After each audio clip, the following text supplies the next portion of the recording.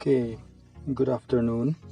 Masigi video sigi matingna aikoina photo ama file size achauba boiro natraga resolution achauba photo ama aina apamba resolution duda kamaina putharakadagi picthangadagi haibudigi matangani sita photo minion yema leire sigi minion photo zimagi properties yingsi details tamize full HD resolution 1920 by 1000 full HD resolution adagi magi size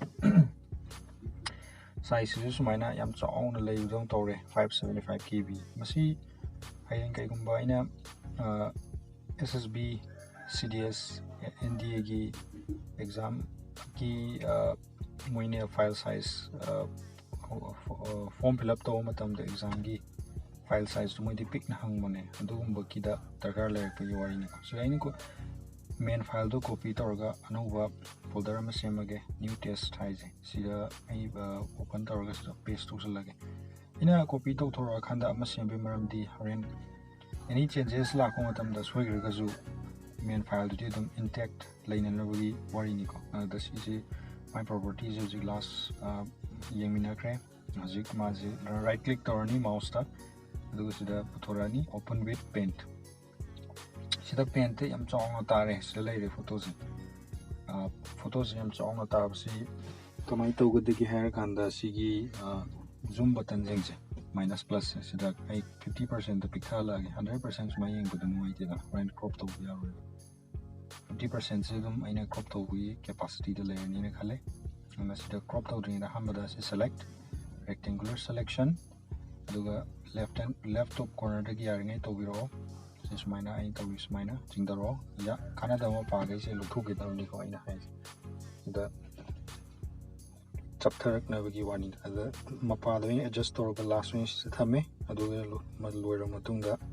crop nam khanda se da darkar lai bujaga du khatang photo any photo madagi le hawrni ko makha da resolution ka PFC final nate si oibia de mathang resize da percentage nate pixels da duga sida ina pamba horen moigi any exam gi moina demand tarokdo aduda 300 by maintain aspect ratio je si tikola thambi gada wa si thamjaga different photo do chaini da si je 300 by something adum yarni da sida hajik 100% the pic na ure the save as araga jpeg picture da dum tawbiyo jpeg is most common ne aina folder ma da project is the same again da new trial na da to folder am same ge new folder final hay lage ko final hay laga sida hapsal la save as photos septorani maming ama thausi ai maming do aina khangna pa f hierarchy okay save adagi dc minimize to salaga horen aina folder create to giudo changa ga yenga se logic trial new test and then final study hojigi ngo sai file size chong lehodo hojik 24 ure dana sina 24 da picture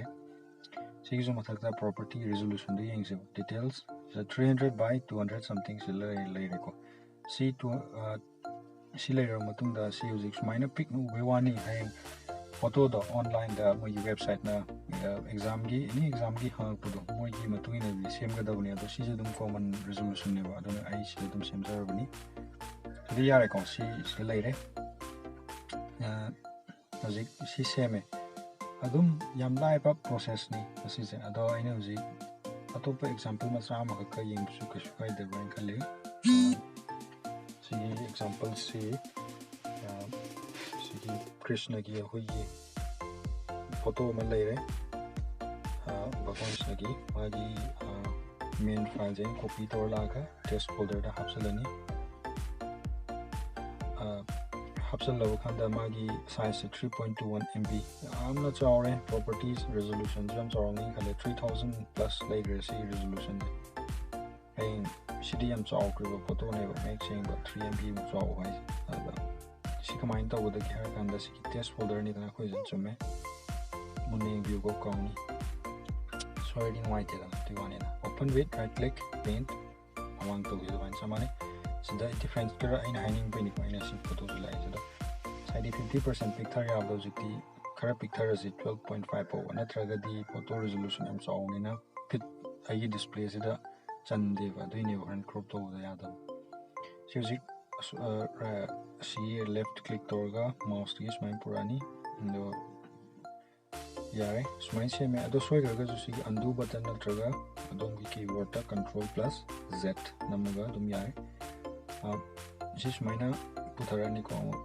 ꯑꯗꯨ ꯌꯥꯔꯤꯉꯩ ꯑꯃꯨꯛꯇꯪ click ꯇꯧꯔ ꯂꯥꯛꯄꯗ ꯊꯥꯗꯣꯛꯄꯤꯒꯅꯨꯀꯣ ꯊꯥꯗꯣꯛꯈ꯭ꯔꯒꯗꯤ ꯀ꯭ꯔꯣꯞꯇꯗꯤ